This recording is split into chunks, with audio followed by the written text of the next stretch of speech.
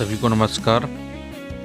कैसे आप लोग? चलिए आज हम जो है बहुत इंटरेस्टिंग चीज़ आपको बता रहे हैं। एज लॉन्ग एज या so long as, provided that या प्रोवाइडिंग दैट, तो इनके बारे में हम देखते हैं इनमें अंतर क्या है। तो देखिए ये जितने भी एक्सप्रेशंस हैं इनका मतलब होता है इफ़ और ऑन कंडीशन दैट। ठीक है, चलिए इसके कुछ एग्जांपल से आपको समझाते हैं। हमने पहला एग्जांपल लिया, you can use my mobile, you can use my mobile as long as या so long as you use it carefully. तो इसका मतलब ये हुआ कि you can use my mobile but you must use carefully. मतलब condition क्या है? कंडीशन ये है कि आप मेरा मोबाइल यूज़ कर सकते हैं और अगर आप उसको केयरफुली यूज़ करेंगे तो ये कंडीशन है। तो यहाँ पर जो है हम लोगों ने किसका यूज़ किया है? एज लॉन्ग एज का या सो लॉन्ग एज का। ठीक है, इन दोनों को लगा के आप बोल सकते हैं। अच्छा, एक एग्जांपल और लेते हैं हम लोग। Travelling by car is convenient, travelling by car is convenient that. अब इसमें प्रोवाइडिंग दैट, ठीक है, प्रोवाइडिंग दैट या एक प्रोवाइडेड दैट भी होता है। ठीक है, तो यहाँ पर but only if you have somewhere to park, मतलब अगर आपके पास में पार्क करने का वो है तो आप, मतलब you have somewhere to park, you have somewhere to park मतलब आपको कहीं ना कहीं पार्क करना पड़ेगा। तो प्रोवाइडिंग मतलब आपके पास में अगर है पार्किंग की जगह तब आप जो है ट्रेवलिंग बाय कार जो है कन्वीनियंट है। तो उसी तरह से हम देखते हैं प्रोवाइडिंग दैट या प्रोवाइडेड दैट, इन दोनों का प्रयोग जैसे हमने ऊपर किया था ना, एज लॉन्ग या सो लॉन्ग एज का, उसी तरह से ये इसका भी होता है। एक और एग्जांपल लेते हैं, प्रोवाइडिंग दैट या provided that he studies hard he will pass his exams या his papers.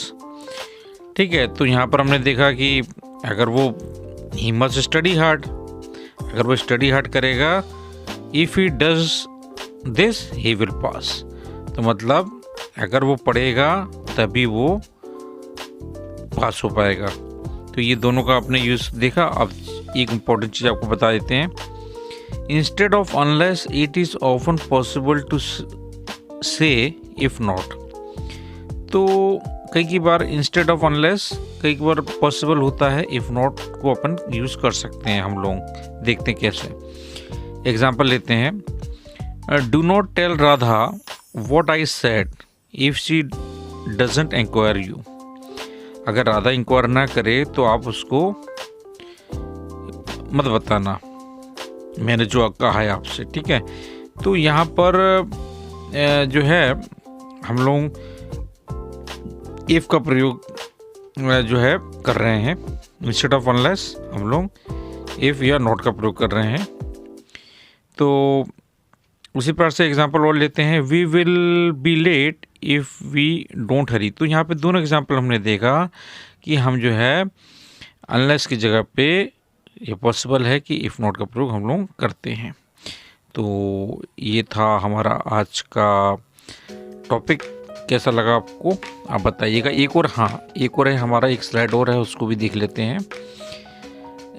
When you are talking about the future, जब आप फ्यूचर की बात करते हैं तो उस कंडीशन में do not use will after unless as long as provided that या प्रोवाइडिंग। ठीक है, तो वहाँ पर जो है प्रेजेंट टेंस यूज होगा। एग्जांपल से बताते हैं आपको, we will be late unless we hurry. यहाँ पर ये नहीं बोलेंगे कि अनलेस वी विल हरी। ठीक है, उसी प्रकार से providing she studies hard she will pass the exam.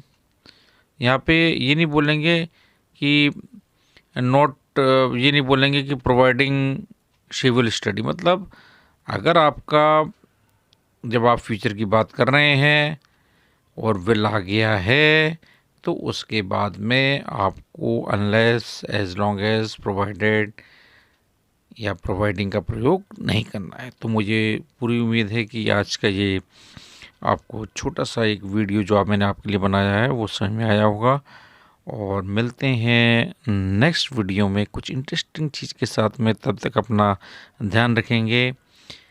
Vande Mataram. जय हिंद।